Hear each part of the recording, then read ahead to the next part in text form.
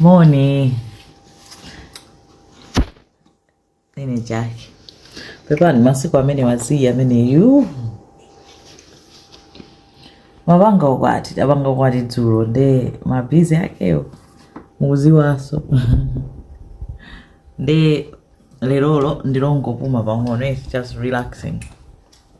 The day after nde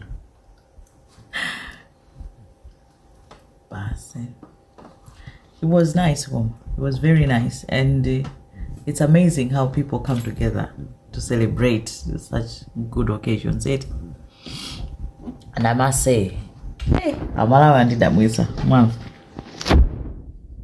andidabwisa in a good way.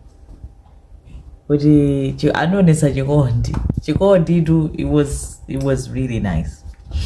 Ndiziyazonena kuti umatothokoza anthu koma pezero iwala kuthokoza abantu angapo ena. Nde I hope amene ataonere ngati kwa amene analipo ngati ndamisa wina onena kuti sindinamuthokoze kapena sindinathe kuyankhula naye.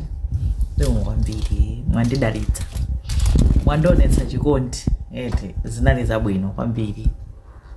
Ndadalitsika, ndamva kukondedwa. Nde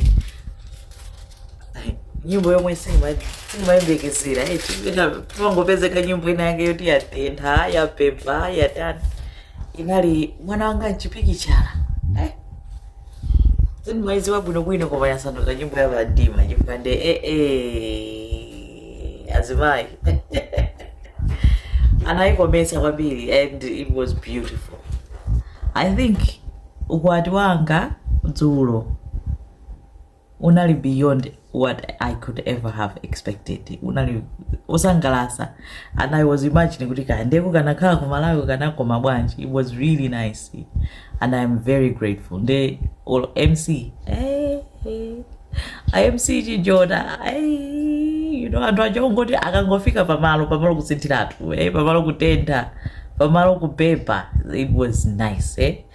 The DJ Forbes of Manchester, wow, that was good, you know, it was amazing. And then we had my photographers, Ajina Timothy Piri, what TPM Media, Nevanali Mada, the videographer, you know, yes, never lazimai, I mean, you know, a protocol. Ajina Market Diamond Dempsey, Dia Eve Malunga, you know, anthu ambiri onena kuti ndi amene umachula mayina ubezoti wayiwala ena, you know, koma anthu andidalitsa ende apanga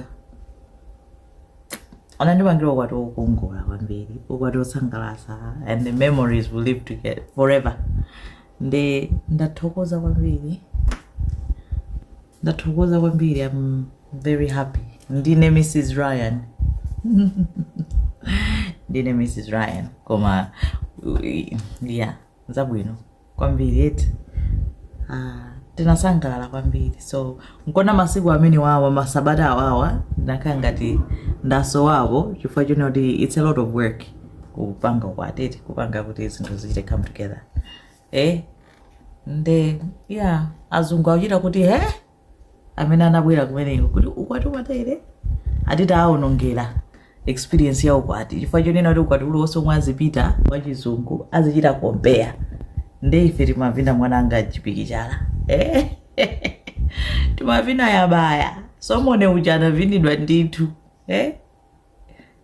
It was really nice, and this, so you know, just to appreciate anthu amene amaimba nyimbo. You compose nyimbo manyumba mwanumo in the quiet of your precious time. Kumanda anthu ena azavine pena zimaoneka za simple, like one of the songs in Naivina Sukapiri ndi aukwati by Spy Pixie. I think it's a very underrated song, koma it's a great song for a wedding, you know.